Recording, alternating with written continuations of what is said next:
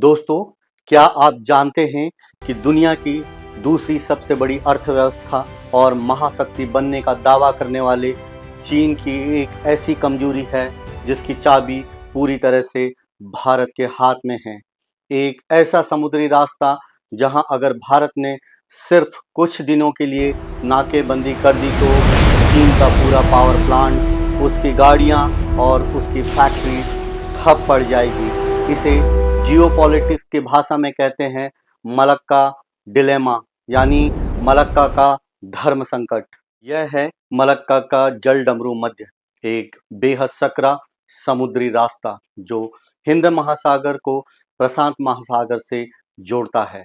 चीन की रंगों में दौड़ने वाला लगभग 80% क्रूड ऑयल इसी रास्ते से होकर गुजरता है। लेकिन चीन की बदकिस्मती यह है कि इस रास्ते के ठीक मुहाने पर पहरेदार बनकर बैठा है भारत का अंडमान और निकोबार द्वीप समूह। आज के इस वीडियो में हम गहराई से समझेंगे कि भारत किस तरह चीन की इस सबसे बड़ी कमजोरी को कंट्रोल करता है और कैसे हिंद महासागर में चीन को चारों खाने चित करने की तैयारी पूरी हो चुकी है। आगे बढ़ने से पहले यह समझना जरूरी है कि मलक्का चीन के लिए इतनी बड़ी मजबूरी क्यों है। चीन दुनिया का सबसे बड़ा ऑयल इंपोर्टर है। वह जो भी तेल मध्य पूर्व यानी मिडिल ईस्ट और अफ्रीका से खरीदता है उसे समुद्र के रास्ते चीन तक पहुंचने के लिए मलक्का स्ट्रेट से गुजरना ही पड़ता है। यह रास्ता कितना सकरा है इसका अंदाजा आप इस बात से लगा सकते हैं कि इसके सबसे पतले हिस्से फिलिप चैनल की चौड़ाई मात्र 2.7 किलोमीटर है। हर साल यहाँ से लगभग 1 लाख से ज़्यादा जहाज गुजरते हैं। अगर कल को चीन भारत या अमेरिका के साथ कोई युद्ध शुरू करता है और इस रास्ते को बंद कर दिया जाता है तो चीन के पास मुश्किल से कुछ ही हफ्तों का तेल का बैकअप बचेगा।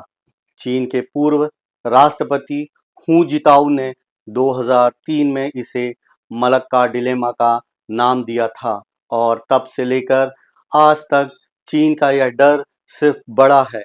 अब बात करते हैं कि भारत इस कमजोरी का फायदा कैसे उठाता है। नक्शे पर ध्यान से देखिए।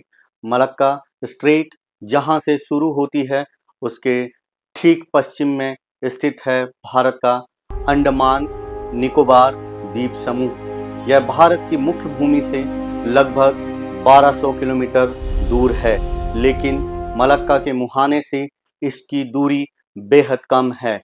भारत ने इस द्वीप समूह को एक अविनाशी विमान वाहक पोत में बदल दिया है।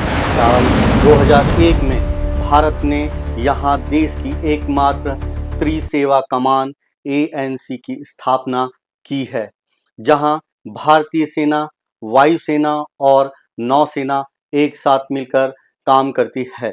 भारत ने यहां अपने रनवे की लंबाई बढ़ाई ताकि सुखोई 30 MKI जैसे भारी लड़ाकू विमान यहां से उड़ान भर सके। इसके अलावा भारत यहां अपने P-8I विमानों को तैनात रखता है जो समुद्र के भीतर छिपी चीनी सबमरीन को पल भर में ढूंढ निकालने में माहिर है। यानी मलक्का से निकलने वाली हर एक चीनी जहाज पर भारत की तीसरी आंख 24 घंटे नजर रखती है। युद्ध या तनाव की स्थिति में भारत की रणनीति को चेक पॉइंट स्ट्रैटेजी कहा जाता है। भारतीय नौसेना आसानी से मलक्का स्टेट के प्रवेश द्वार को ब्लॉक कर सकती है। इसे दूरस्थ नाकेबंदी कहते हैं।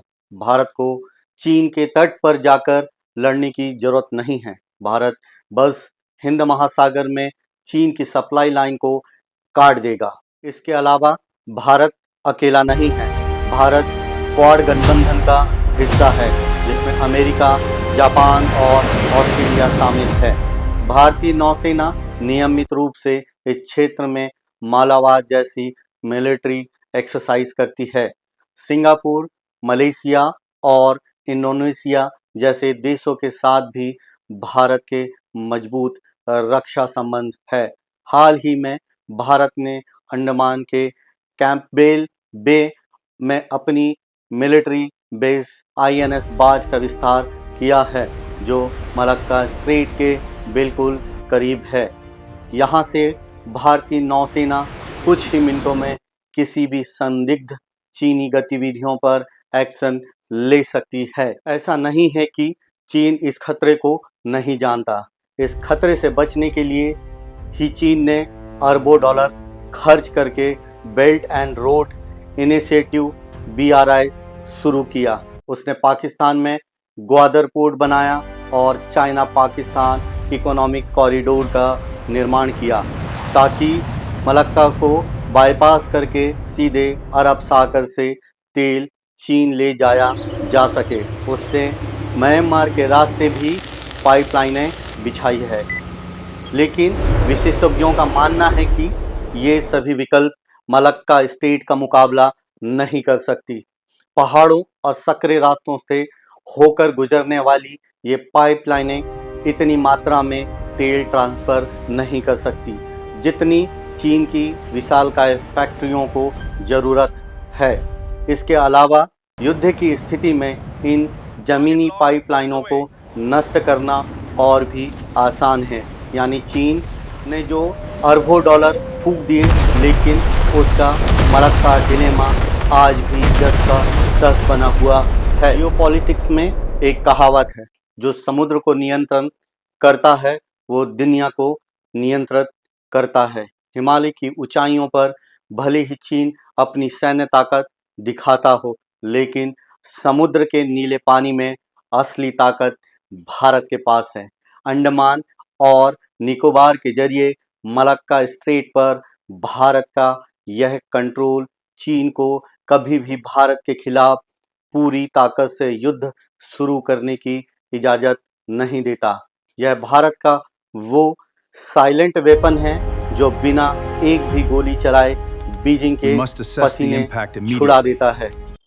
आपको क्या लगता है, क्या भारत को मलक्का स्ट्रेट पर अपनी सैन्य उपस्थिति को और ज़्यादा बढ़ाना चाहिए?